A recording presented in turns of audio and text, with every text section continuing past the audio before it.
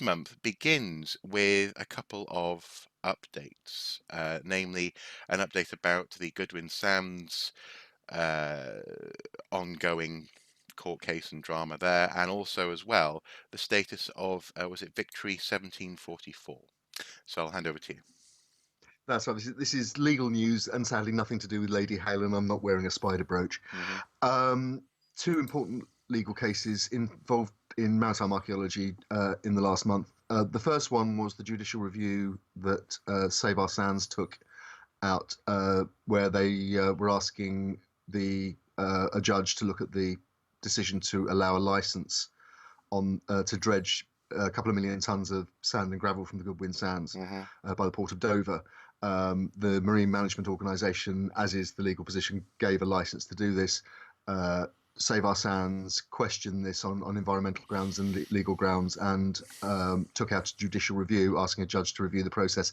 They've actually lost the case. Right. The judge has said that the license is legitimate and the dredging can go ahead. Save Our Sands have said that they obviously accept that judgment, but there may be other grounds that they're looking at in future. And the next big event there now will be the written statement of archaeological investigation,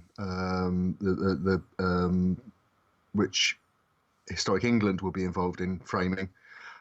They're wanting Save Our Sands are now wanting to make sure that is as tight as possibly can be to protect the very sensitive archaeology that's known to be in the area. Okay. There are a lot of currently unidentified significant targets in the dredge area. So watch this space, basically. Okay. Okay. And HMS Victory. HMS Victory 1744. This was a very different verdict. The Maritime Heritage Foundation, which was granted ownership of the wreck by the Ministry of Defence in January 2012, Hmm. took the Ministry of Defence to court, basically saying that their refusal to grant permission to salvage the wreck was unreasonable. Hmm. And they have a commercial salvage contract with our old friends Odyssey Marine Exploration, Hmm. the Florida-based treasure hunting company, um, who have uh, basically supplied inadequate inadequate paperwork to go with to go with the licensing application, which was then turned down. Okay. So inadequate as the archaeological world sees it. Hmm. And they took Maritime Heritage Foundation took the case to court, and last week a judge found in favour of the Ministry of Defence in not granting permission. So for the time being, at least, HMS Victory, the artefacts from HMS Victory stay on the seabed. It was a really important ruling, actually, because uh, Odyssey and Maritime Heritage Foundation had argued the wreck site was dangerously unstable, the site was at risk, um, and the judge has found that actually the evidence doesn't say that, doesn't suggest that, and that the MOD has been reasonable in concluding that the site was at minimal risk. Okay. Well, that's good. That's good. Uh, I'm curious though. And this is just a little grammatical bugbear of mine, because whenever the BBC, for example, does a report on civil unrest, they often roll out the curious phraseology as to how they describe mitigation measures, in particular water cannon. So they'll say cannon, meaning plural, Yeah, water cannon.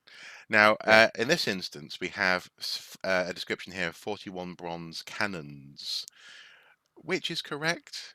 Or are the BBC simply being a bit snobby when they say water cannon because it's a pseudo-militaristic Right. thing? Um, Personally, certainly in talking about a wreck like this, I would talk about cannon. Yeah, a battery Hmm. consisting of 100 bronze cannon. Yeah, That's the jargon. and I Um, suppose that's the thing because I'm not convinced um, that cannons, or sorry, well, cannon should apply to water cannons, but it should probably apply to uh, to cannons that can fire a cannonball. I'm just gonna just check that. I know this is a little rabbit hole, but I don't mind. Hang on, just a second. No, no, but while you're looking, I have to say I'm the last person you should ask anything to do with spelling and grammar. Well, I am the person that the spell checker was invented for. hmm Um, it's okay, how okay, okay. Apparently, it is somewhat archaic anyway to not just say cannons. So I've but in this instance, yes, 32 cannon describes, for example, the number of cannons on a ship, and is a sort of British military thing. this rabbit hole is closing in rapidly, isn't it? It's and and the what's interesting though is that let's see OED cannons and cannon are both acceptable. So actually, I think when they talk about water cannons, it should be cannons, and it's okay if you want to be a bit sort of, in the navy, then you can say cannon for plural cannons on a ship. I'm just picturing you now dressed as a cowboy. No, I don't want to go there. I don't want to go there. Uh, no, no. Well, anyway, that's so two brief news updates there with a little bit of grammatical frivolity as well.